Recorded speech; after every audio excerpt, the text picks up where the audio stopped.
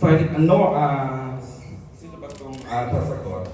And each of you can you tell a little about it. Sige, let's start with one day. Starting, Sor, please.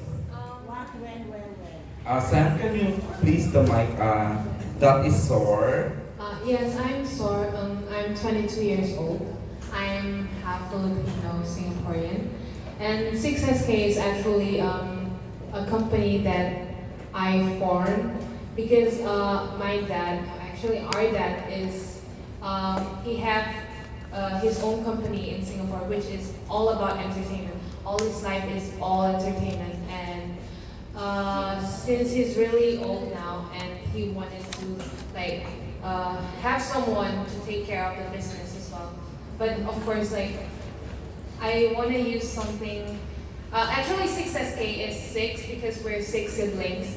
S is because we're all of us starts with the letter S, 5 of us, and then K is 1K. Yeah. In our family, the letter K is 1K, all of you in the family, just yeah, 1,000. 1,000. Yeah. That's So Sor. that is why. I thought it stands for carrot. Carrot. Pwede yan. Pwede. 65 carrot.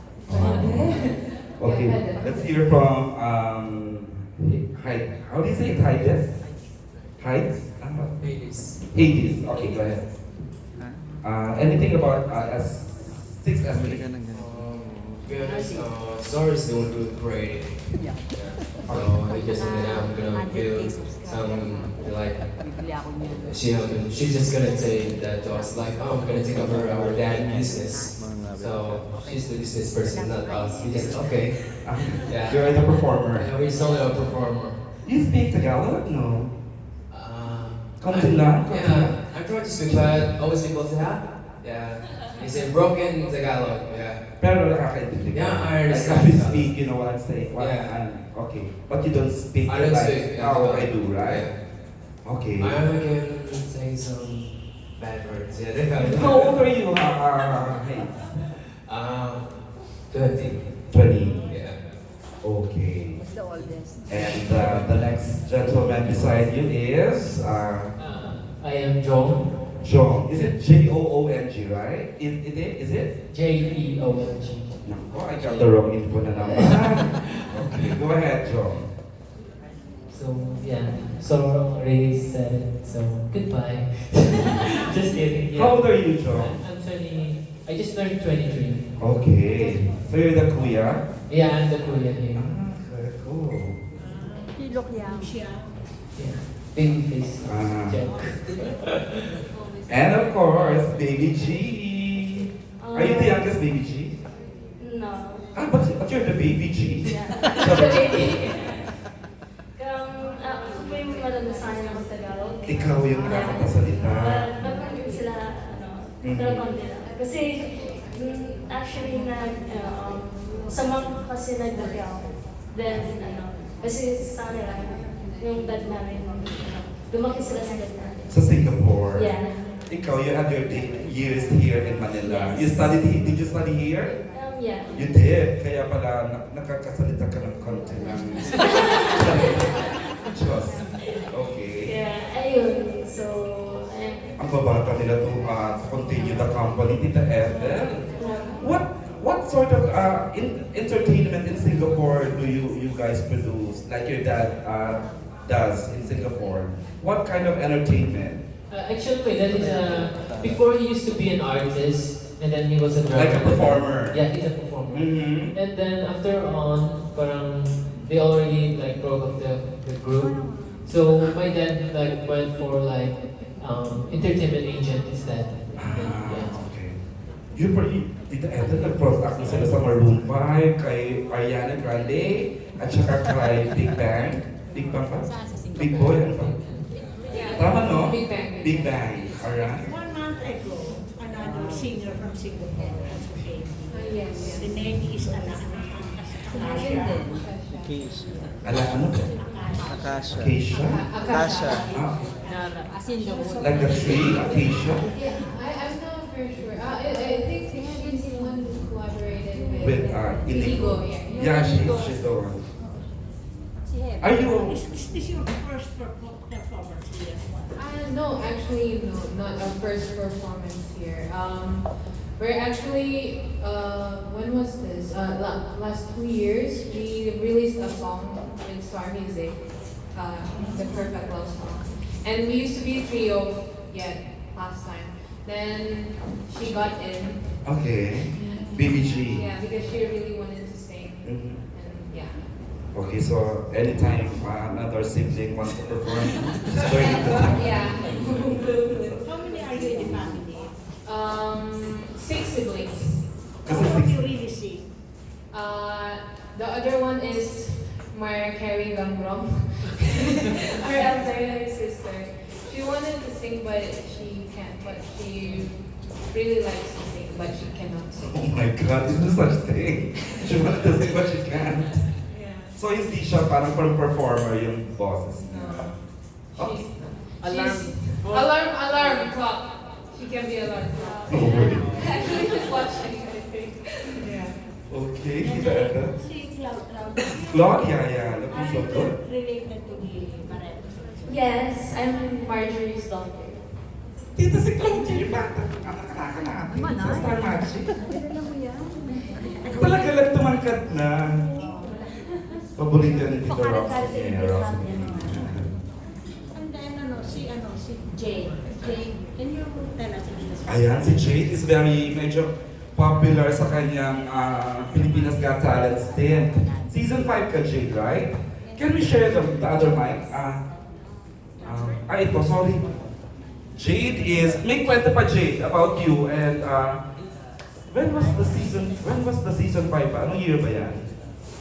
I think that was 4 years ago. Oh, it took you 4 years para, what have you 4 been years ago doing ba? after the stint? Ito, Was a very unexpected, it was very unexpected that I joined it kasi I was informed 2 days before. Sabi nila, sige na, mag-audition ka na. So I was like, oh sige. And then when I went there, kailangan na kaagad mag-perform sa stage. And then sabi nila, parang 3 minutes lang daw yung song. So I wasn't able to prepare. But I went out of ABS-CBN to arrange my 2-minute song. And then I went back to ABS-CBN again. So it was kind of sobrang short notice. But I did it anyway because sabi nila, sige, try mo lang. But I had a little bit of, like, when the time was nung kumakanta na ako doon, after the first round, I had to go to Germany for a concert.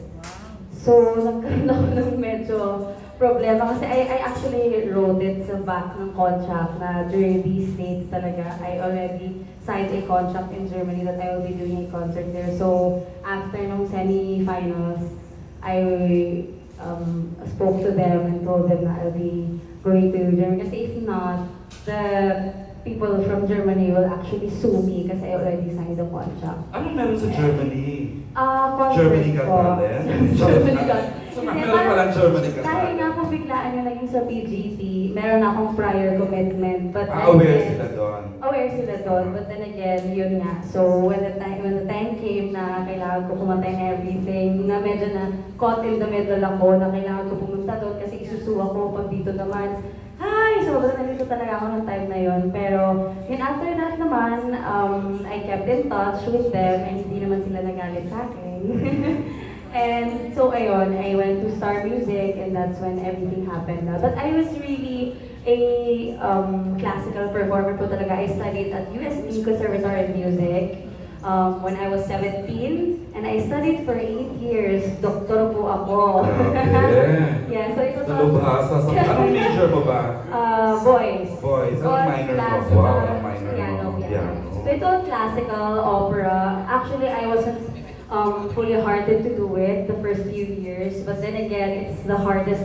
For me, it's really the hardest foundation of singing. So sabi ng dad ko, that is my major contributor talaga in my passion. So sabi niya sa akin, try mo lang mag-classical, try mo lang, just, try it for a year kung ayaw mo mag-shift ka. Kasi ang pinili ko talaga mass communication. So, I just liked to sing. But then, after 1 year sa conservatory, I heard like classical singers. So sabi ko, shucks, gusto ko matutunan yan. So, I studied and I learned to love it. It's just so deep and different. But then again, after a few years, I realized na hindi naman masyadong wala tayong masyadong venues for classical singers and classical performers except for CCP, Cultural Center of the Philippines, which has been my home for 9 years. But after I realized that I need to make a living and everything, kailangan maging practical. So sabi ko, I had a concert with Jose Marichan, and then right after that, that was the biggest blessing of my entire life kasi he approached me and then he asked me the songs that I sang. I like the song Caruso. It's an Italian song. It happened to be one of his favorites pala, and then he told me na, would you want to do an album? I was like, Jose Marichan ito. yes po, like, Christmas in our hearts ba to? Christmas songs na mo ito lahat, from number 1 to 10 track to 10. Hindi naman sabi niya, yeah, we can sing songs together. So I am doing an album now under Star Music, and we've released 2 songs already, and the 3rd song will be an original words and music by me, and then the 4th song will be a duet with Jose Marichan, and so on and so forth.